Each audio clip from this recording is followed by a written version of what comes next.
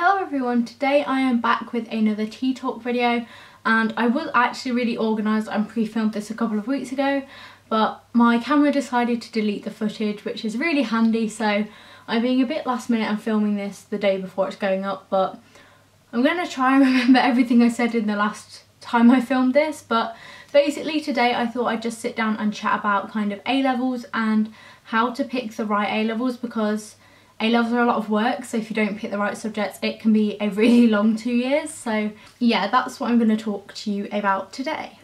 So what I've basically done is kind of split this video into two categories. So the first category is that you have a career that you really want to go in. So my example here is going to be medicine, because I feel like that's quite an easy example to follow. So say you have it in your head that you really want to be a doctor. When picking your A-levels, it's quite important that you obviously pick subjects that relate to that field, so taking things like biology, chemistry, physics, stuff like that. And a big tip for that is that I would look at universities, like ones you're particularly interested in, and see what their entry requirements are, because I think particularly with things like medicine, you do have subject-specific requirements. And even though right now you feel like university is ages away, it will quickly creep up on you, so I would recommend just kind of looking at universities and see what subjects they like you to have, and it's going to make your life a lot easier in the future if you've got the right subjects to do that. So the other kind of half of it is if you don't have like a specific career in mind, and this was me, and my main advice really would be to pick subjects that you enjoy. Obviously if you haven't done that subject before at like GCSE, it can be quite hard to know, but if you go to things like taster days to try out your subject and colleges and stuff, then it usually gives you a good indication of whether you'll like that course. And so for me, the subject I really liked was graphics, and that wasn't something I'd done at GCSE, but I chose to do it at A-level. And I think if you really like your subject, it's a lot easier to motivate yourself to work for it, because no matter what anyone says, A-levels are a lot of hard work. Even though you probably feel right now GCSEs are loads of work, which I agree they are, even though you only have like 3 or 4 subjects now, you have so much kind of more to learn and more to do. So I think it is really important that you are picking subjects that you are either really passionate about or you have some kind of motivation to do them, because if you don't have a motivation to do a subject, it's very hard to kind of pump yourself up to do the work that you need to do well. So yeah, I just recommend like picking subjects that you genuinely enjoy, or that you have some kind of motivation to make you want to work hard in them,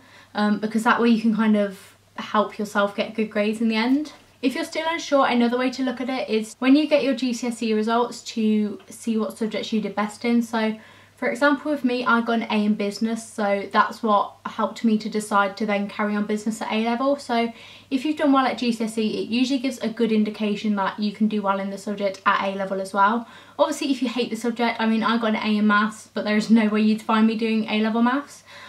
If you hate the subject, don't do it, but if it's a subject you quite like, then if you get a good grade at GCSE, that's a really good reason to kind of carry on, because it shows you've kind of got the right skills and stuff to do well in that subject, if that makes sense.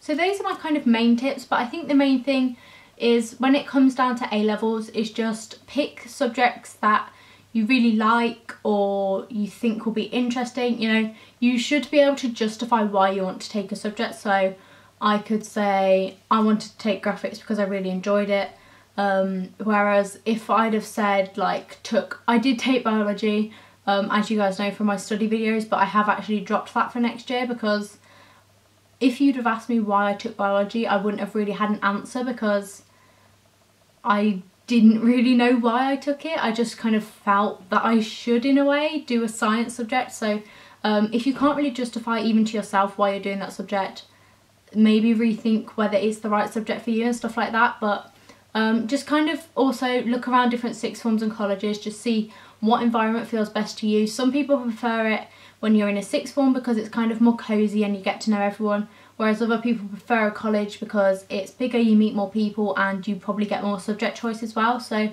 it's really entirely down to you and what you like as a person. But I actually think, this is going to sound weird, but I really like A-levels a lot more than I did GCSEs actually, because I think you get to like choose your subjects, so it kind of makes working for them more bearable, especially if you enjoy your subjects. So I'm now doing philosophy and ethics, sociology and applied business, and I really like sociology. So I think, yeah, just try and find a space that you like where you think you can see yourself for 2 years, and also pick courses that you think you'll like for 2 years. I know it's kind of hard to do, but you know, just give it your best shot. And even if you find that the courses you take you don't really like, most places within the first kind of 4 to 6 weeks will allow you to change your subject, so don't worry too much about it. It's really not the end of the world. But I hope this advice was kind of helpful to you guys. And yeah, if you do have any suggestions of things you'd like me to talk about in my next kind of tea talk video, then do let me know down below, because I've kind of just been focusing them around school recently. But if you do have other things you'd like me to talk about,